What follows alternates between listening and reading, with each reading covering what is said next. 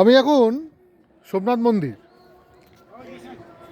যে জায়গাটা রয়েছি এটা হচ্ছে একদম ভূমধ্যসাগরের তীরে, ঠিক পেছননাথ মন্দির। আর এই যে দূরে দেখা যাচ্ছে একটা তীর, ওইখান থেকে আপ টু সাউথ পোল অবধি দেখানোর চেষ্টা করছি। দেখুন, কোনো ল্যান্ড নেই। এটা আর এটা হচ্ছে সোমনাথ মন্দির। আর এর ঠিক সরাসরি ভূমধ্যসাগর, এই অবধি কোনো ল্যান্ড নেই। মানে এখান থেকে শুরু করে সাউথ পোল অবধি কোনো ল্যান্ড নেই।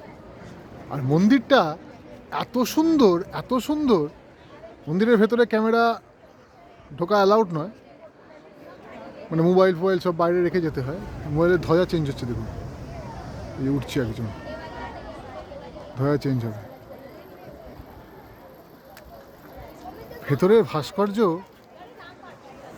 মানে সত্যি দেখার।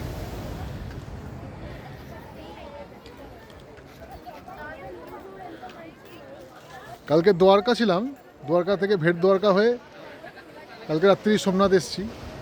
রাত্রিরে একবার দর্শন করেছি, অসাধারণ দর্শন। লাখ লাখ লোক চলে যাচ্ছে, কিন্তু কোনো ভিড় নেই। উইদিন হাফ অ্যান আওয়ার্সের মধ্যে পুরো ভিড় ক্লিয়ার হয়ে যাচ্ছে। দারুণ ম্যানেজমেন্ট, আর তার সাথে দারুণ এই মন্দির।